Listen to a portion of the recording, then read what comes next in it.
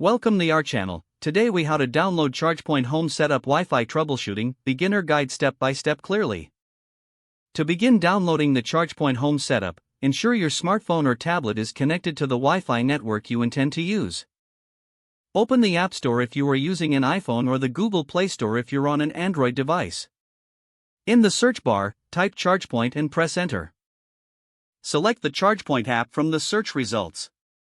Tap the download or install button to begin the installation process. Once the app is installed, locate it on your device and open it. You will be prompted to create an account or log in if you already have one.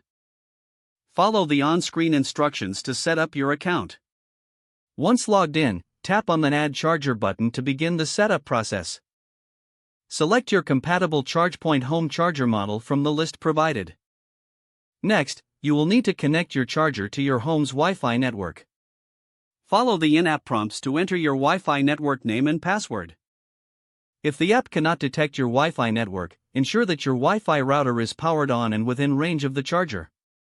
Make sure your Wi-Fi network is set to 2.4 GHz, as many devices do not support 5 GHz. After entering your Wi-Fi information, tap Connect to initiate the connection. Wait a few moments while the charger connects to your network. Once connected, the app will notify you that the setup is complete. If you encounter any issues during the setup, restart your charger by unplugging it for a few seconds and then plugging it back in. Open the ChargePoint app again to attempt the setup process once more. If problems persist, refer to the app's troubleshooting guide or contact ChargePoint support for further assistance.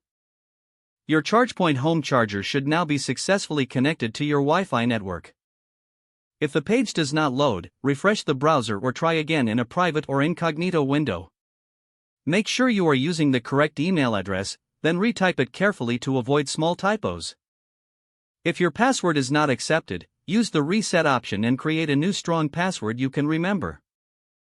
Check your spam folder for verification or security emails, then complete any requested confirmation steps.